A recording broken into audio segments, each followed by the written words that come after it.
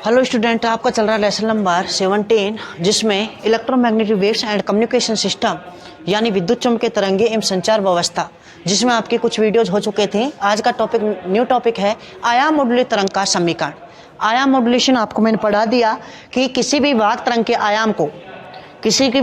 आयाम को क्या करना, परिवर्तित करना। और वाहक तरंग का आयाम किससे परिवर्तित होगा? वाहक तरंग का आयाम आपका जो मॉड्यूलित तरंग है उसको किसी क्षण क्या कर दिया जाए, परिवर्तित कर दिया जाए, तो उस क्षण क्या होगा आपका कि उसका आयाम परिवर्तित की बात करें या आयाम क्या हो जाता है आपका, बढ़ जाता है। आयाम क्या हो जाता है, बढ़ जाता है। तो कोई भी एक वाहक तरंग होगी, क्या होगी, वाहक तरंग होगी, जिसका केवल आयाम की बात करनी है, किसके एम्पलीट्यूड की बात करनी है, तो उसके आयाम को क्या करना है, आपको परिवर्तित करना है। यानी और किसके साथ करना है, मॉड्यूलित तरंग के साथ। तो देखिए, माना, समझे, इंपॉर्टेंट है आपका ये, माना वाहक तरंग का समीकरण, वाहक को इंग्लिश में कहते हैं कैरियर और तरंग को कहते हैं वेव्स, तो कैरियर वेव्स, इसलिए इसको सी से डिनोट करेंगे। और आपको पता है कि जो तरंग होती है वो टाइम के रेस्पेक्ट में क्या होती है, चेंज होती है, तो उसे सी टी लिख देंगे। क्या लिख देंगे, सी टी। तो देखिए, माना वाहक तरंग का आयाम, माना वाहक तरंग का आयाम, कोई भी वाहक तरंग मान लें आप, तो इसके लिए कैरियर के लिए क्या डिनोट करेंगे अपन, सी। तो देखिए, वाहक तरंग का आयाम, माना वाहक तरंग का आयाम, वाहक तरंग का समीकरण मान लीजिए, का वाहक तरंग का समीकरण। तो देखिए, वाहक तरंग का समीकरण सी और यहाँ क्या लगा देंगे, टी। तो सी का मतलब है कैरियर यानी वाहक की बात हो रही है, और टी का मतलब है टाइम। तो यानी इसका मतलब है वाहक तरंग है जो कैरियर वेव्स है उसका समीकरण है वो समय के साथ बदल रहा है। तो आपने देखा होगा कि उसका समीकरण आपने पहले पढ़ा होगा 11th में, तो वो होगा ए, जैसे ए साइन थीटा, ए साइन ओमेगा टी, ऐसे आप पढ़ते हैं, ठीक है, ऐसे ही पढ़ते हैं। तो देखिए, उसमें अपन करते क्या है, इसको समझे। C T is equal to होता है आपका ए साइन ओमेगा टी। और कौन सी वेव्स है, ये कैरियर वेव्स है, वाहक तरंग है, इसलिए ये सी लगा देंगे, यहाँ भी क्या लगा देंगे, सी। तो ये समीकरण क्या हो गया आपका, एक, ये वाहक तरंग का आया यानी क्या हो गया, समीकरण। नेक्स्ट देखिए, मॉड्यूलित तरंग का समीकरण, मॉड्यूलित तरंग का समीकरण, मॉड्यूलित तरंग का समीकरण। तो मॉड्यूलित को इंग्लिश में कहते हैं मॉड्यूलेशन, दैट वहां क्या लगा देंगे, एम। मॉड्यूलित तरंग का समीकरण, ये क्या हो जाएगा आपका, एम, और ये क्या हो जाएगा, टी। क्या हो जाएगा, एम और क्या हो जाएगा, टी। तो देखिए, यहां से क्या हो जाएगा, M T is equal to क्या हो जाएगा, A M sine omega M T. और ओमेगा आपको यहां लिखे, देखिए यहां लिख देते हैं कि ओमेगा क्या है आपका, ओमेगा सी तो क्या है आपका, वाहक तरंग की कोणीय आवर्ती, वाहक तरंग की कोणीय आवर्ती, कोणीय आवर्ती। और ए सी क्या है आपका, वाहक तरंग का आयाम, वाहक तरंग का आयाम। ऐसे ही ये हो जाएगा, ए एम तो क्या होगा आपका, मॉड्यूलित तरंग का आयाम, और ओमेगा एम क्या होगा आपका, मॉड्यूलित तरंग का की कोणीय आवर्ती। क्या होगी, कोणीय आवर्ती। अब करना क्या है, मॉड्यूलेशन करना है। क्या करना है आपको, मॉड्यूलेशन करना है। तो देखिए, आयाम मॉड्यूलन प्रक्रिया के अनुसार लास्ट स्टेप है, उसके बाद आपके फॉर्मूले लगेंगे। आयाम मॉड्यूलन के अनुसार, आयाम मॉड्यूलन प्रक्रिया के अनुसार, आयाम मॉड्यूलन प्रक्रिया के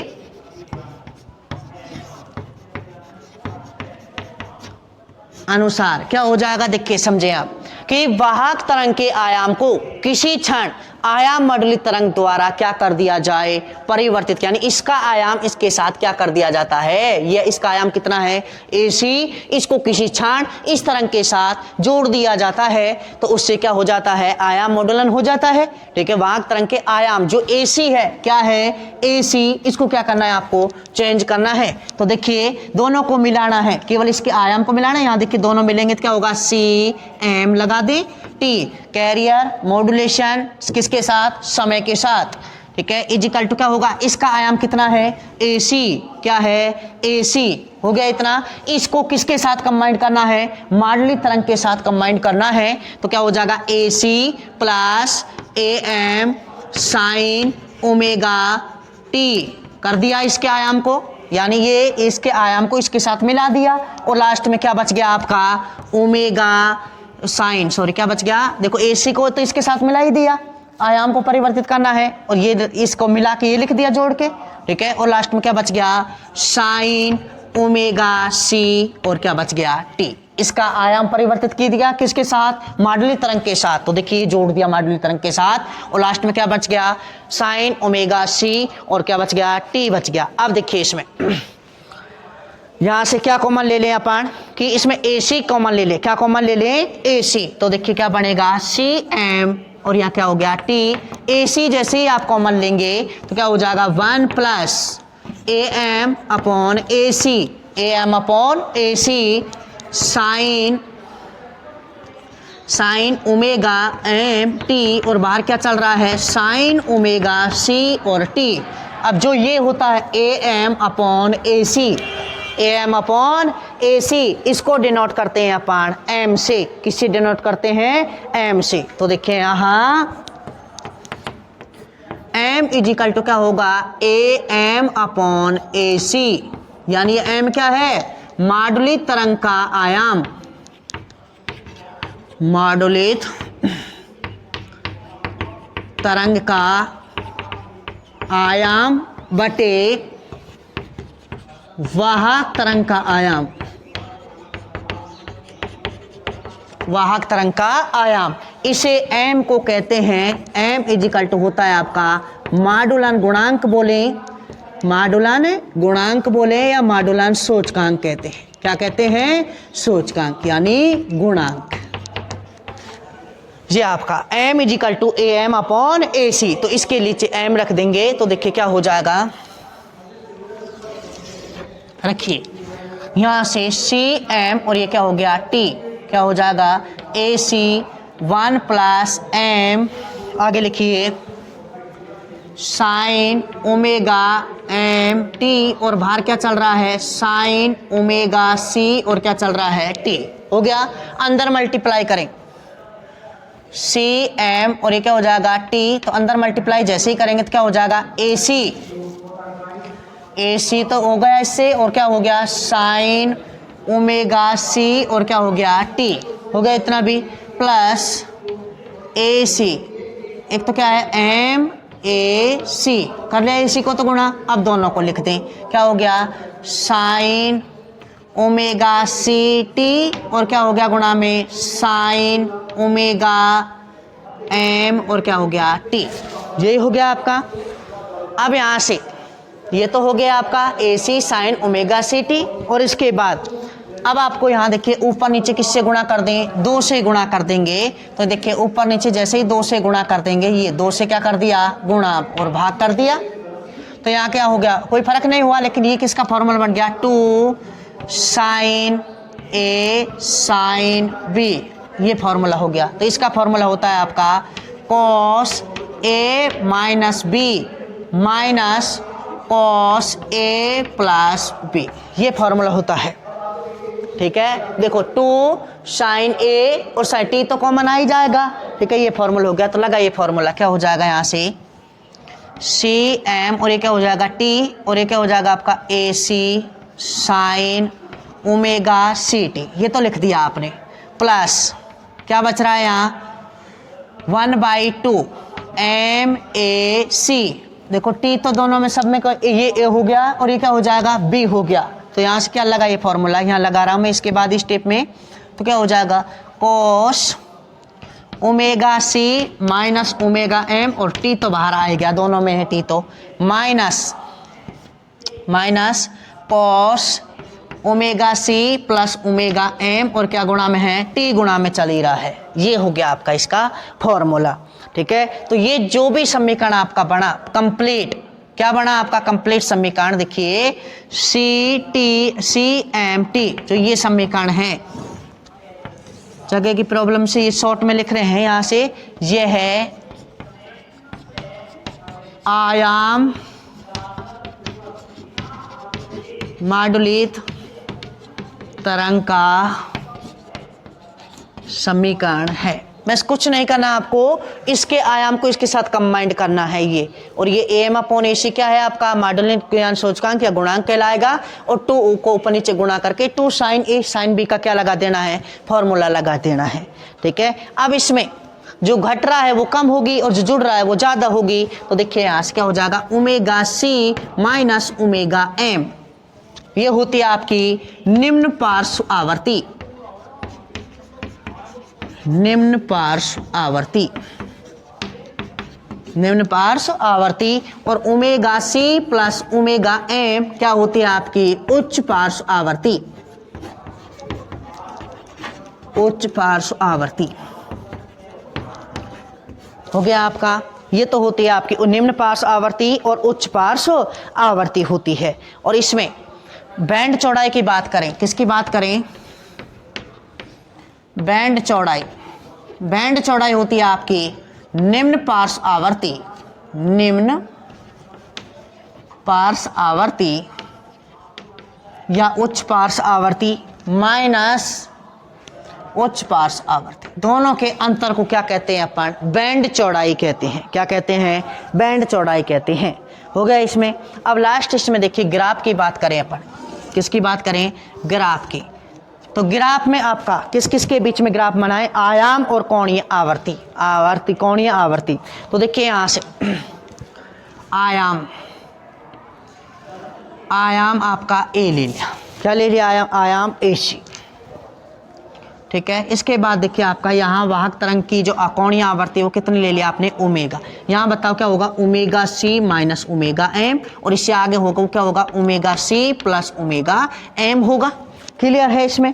तो इसके बाद देखिए आप कि जब कोणीय आवर्ती ओमेगा सी थी, जब कोणीय आवर्ती ओमेगा सी थी उस टाइम आपका आयाम कितना था, एसी, कितना था, एसी, एसी। और जब ये आवर्ती हुई दोनों निम्न पार्श्व आवर्ती और उच्च पार्श्व आवर्ती, उस कंडीशन में आयाम कितना हो गया, एम एसी बाई 2। तो यानी इस कंडीशन में ये मान लीजिए दोनों का आयाम सेम ही है, कितना है, एम एसी बाई 2 हो जाएगा, एम एसी बाई कितना है, 2। तो ये इसका क्या हो गया, आपका ग्राफ हो गया। लेकिन ए एम का, इसका एम का फॉर्मूला क्या होता है, इसको ध्यान रखना, इस पर ए एम अपॉन ए सी, एक तो फॉर्मूला ये है, ठीक है। और दूसरा फॉर्मूला होता है आपका M A maximum minus A minimum upon A, जब 2 आयाम दिए हों, कितने आयाम, जब अधिकतम भी दे रखा है और न्यूनतम भी, तो ऊपर घटाएंगे नीचे जोड़ते हैं, ए मैक्सिमम प्लस ए मिनिमम, ये हो गया दूसरा फॉर्मूला।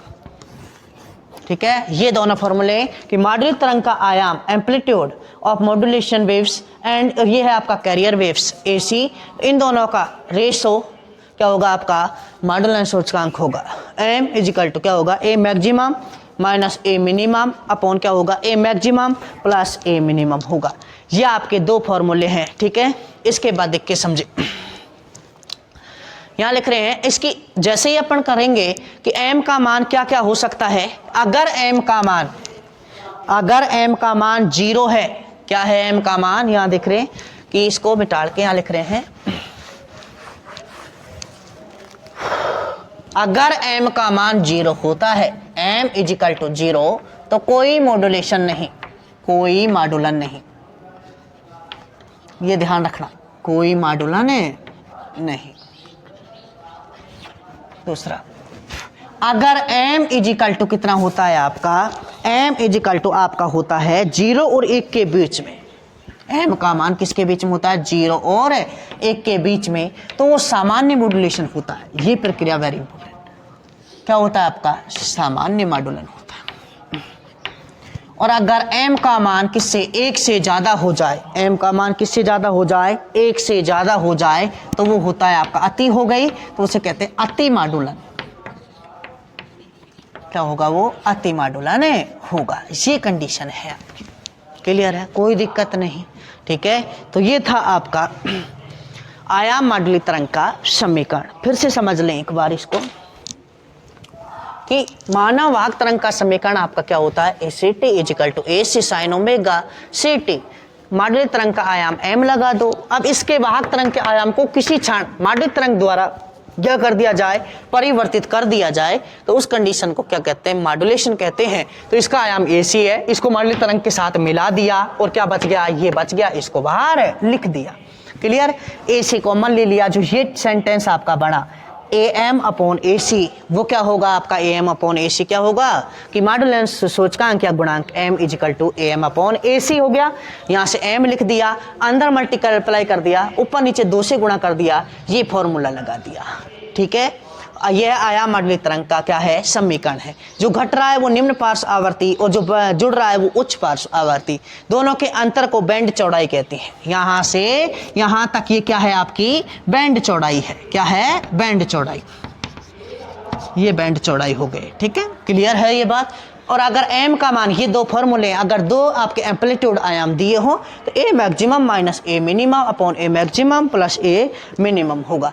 m इजिकल टू 0 तो कोई मॉड्यूलेशन नहीं, m 0 और 1 के बीच में है तो सामान्य मॉड्यूलेशन, और अगर m का मान 1 से ज़्यादा है तो अति मॉड्यूलन होगा। क्या होगा, अति मॉड्यूलन होगा। यह आयाम मॉडलित तरंग का क्या होता है, आपका समीकरण होता है। वेरी इंपॉर्टेंट था। ठीक है, इसके बारे में और इसके बारे में जो नेक्स्ट टॉपिक होगा उसको अपन नेक्स्ट वीडियो में कवर करेंगे। इस वीडियो में इतना ही सफिशिएंट है। Thank you so much.